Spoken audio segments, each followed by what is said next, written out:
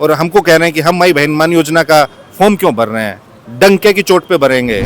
और उनकी हर चीज़ को नकल करने के सिवा आपके पास अपना कोई सकारात्मक एजेंडा नहीं है खाली। और चिराग पासवान जी से भी पूछिएगा, वो यहाँ उतरते लैंड करते हैं मुख्यमंत्री बनना है, इनको 243 सीट पे लड़ना है। अच्छी बात है, स्वागत है, आप लड़िए। जनता चाह रही है जो 20 सालों की नकारा निकम्मी नालायक जो सरकार है उसको उखाड़ फेंकेंगे। आप बिहार में खाली ट्रेन चला के कह रहे हैं कि हम ट्रेन चला रहे हैं, क्या बिहार के श्रमिक आपको चाहिए? संजय यादव आरजेडी कोटे से राज्यसभा के सदस्य हैं और देखिए संजय यादव ने अभी पटना एयरपोर्ट पर बड़ा बयान दिया।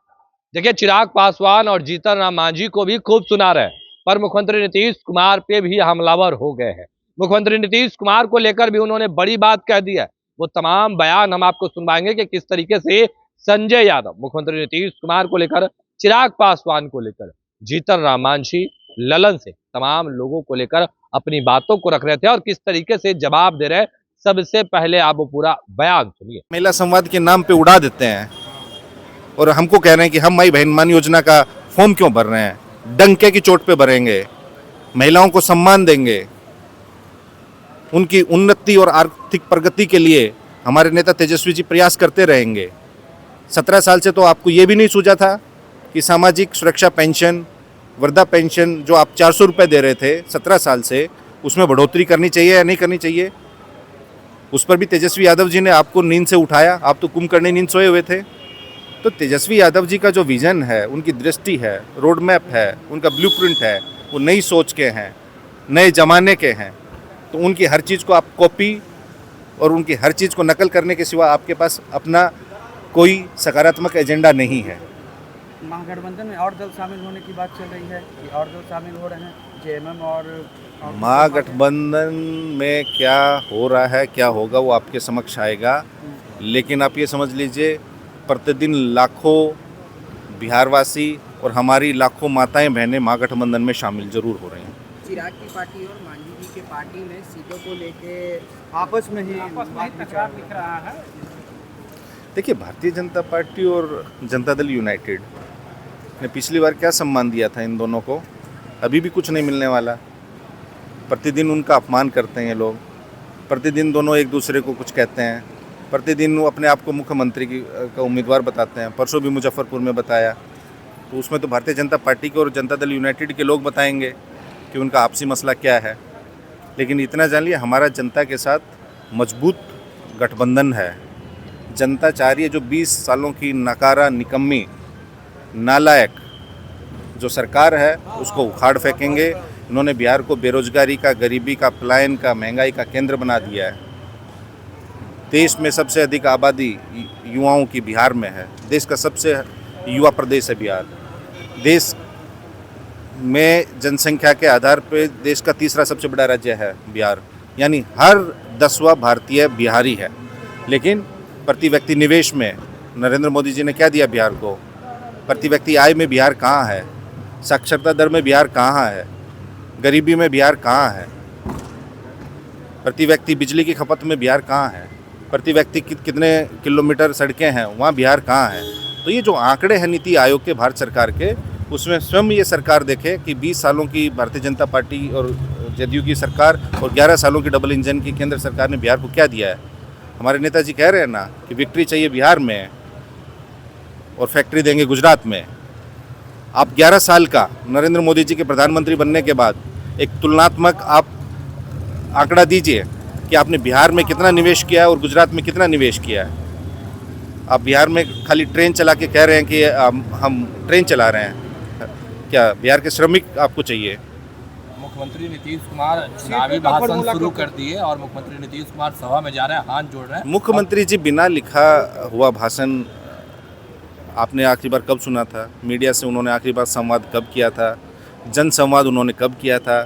जनता दरबार लगाते थे, वो क्यों बंद कर दिया?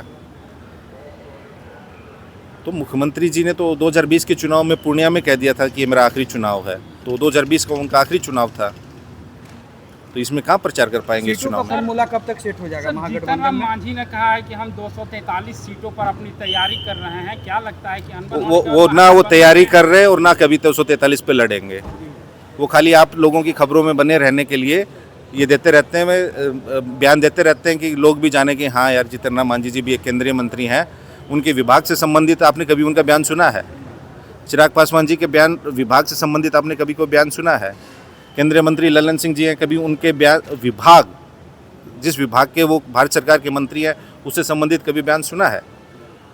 और जो अन्य कैबिनेट मंत्री या राज्य मंत्री है भारत सरकार में, कभी भी यहाँ आप एयरपोर्ट पे खड़े रहते हैं, उनसे कभी भी उनके विभाग से संबंधित प्रश्न सुना हो, या उन्होंने अपने विभाग से संबंधित कोई उपलब्धि बिहार को बताई हो कि मैं बिहार से जीत के गया हूँ, भारत सरकार में मंत्री हूँ और बिहार को मैंने ये दिया है? सिवाय नकारात्मक बातें और विपक्ष को कोसने के अलावा तो जीतन राम मांझी जी से पूछिए कि आपके विभाग ने बिहार को दिया क्या है खाली। और चिराग पासवान जी से भी पूछिएगा, वो यहाँ उतरते लैंड करते हैं मुख्यमंत्री बनना है, इनको 243 सीट पे लड़ना है। अच्छी बात है, स्वागत है, आप लड़िए, बिल्कुल लड़िए, आपको हम थोड़ी रोक रहे हैं। आपको तो भारतीय जनता पार्टी और जनता दल यूनाइटेड रोक रही है लड़ने से।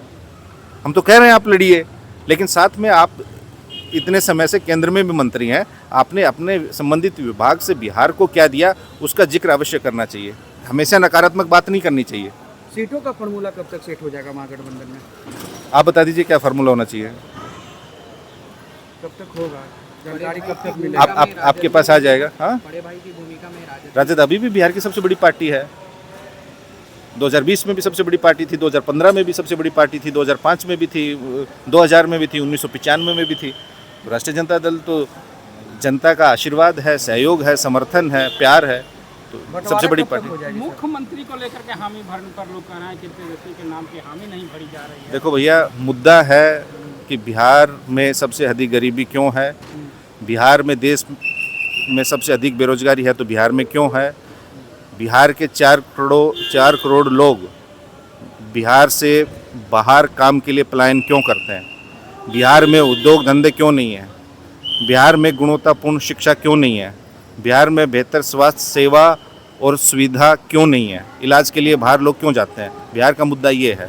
जो इन मुद्दों को एड्रेस करेगा, जनता उन्हें चुनेगी। जो सबसे युवा प्रदेश होने के नाते बिहार के युवाओं की शिक्षा, स्वास्थ्य, विकास और नौकरी की बात करेगा, उसे चुनेगी। और बिहार में केवल ये बातें अकेले तेजस्वी यादव कर रहे हैं। तो अभी आपने सुना किस तरीके से संजय यादव तमाम चीजों को लेकर अपनी बातों को रख रहे थे, तमाम वो बयान हमने आपको सुनवाया है। अब देखने वाली बात होती है कि आगे क्या कुछ होता है, पर महागठबंधन में सीटों का फॉर्मूला कब तक तय हो जाएगा, ये सवाल लगातार उठ रहे हैं। संजय यादव ने इस पर अपनी बातों को रखा है, वो तमाम बयान आपने सुना है, पर देखने वाली बात होती है क्योंकि बिहार में जो नीतीश कुमार योजना लागू कर रहे, विपक्ष के नेता कर रहे कि तेजस्वी यादव का कॉपी कर रहे। फिलहाल के लिए इतना ही। आप बने रहे फर्स्ट झारखंड के साथ। धन्यवाद। गोल, जहां 27 वर्षों के सफर में 17,000 से भी अधिक छात्रों ने डॉक्टर एवं इंजीनियर बनकर भरे सफलता की ऊंची उड़ान, जहां साधारण छात्र भी झारखंड टॉपर्स बनकर बना रहे इतिहास। दूरदर्शी शिक्षाविद श्री विपिन सिंह के मार्गदर्शन में मेडिकल एवं इंजीनियरिंग के लाखों छात्रों के लिए आशा की किरण के रूप में गोल, Nations leading institute. Vidya Vihar आवासीय विद्यालय 29 वर्षों से आपके बच्चों को शिक्षा, खेल और सांस्कृतिक रूप से समृद्ध कर रहा है।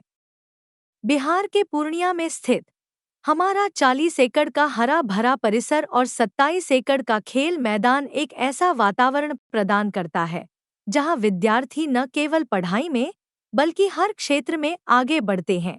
विद्या विहार आवासीय विद्यालय परोरा, पूर्णिया, बिहार।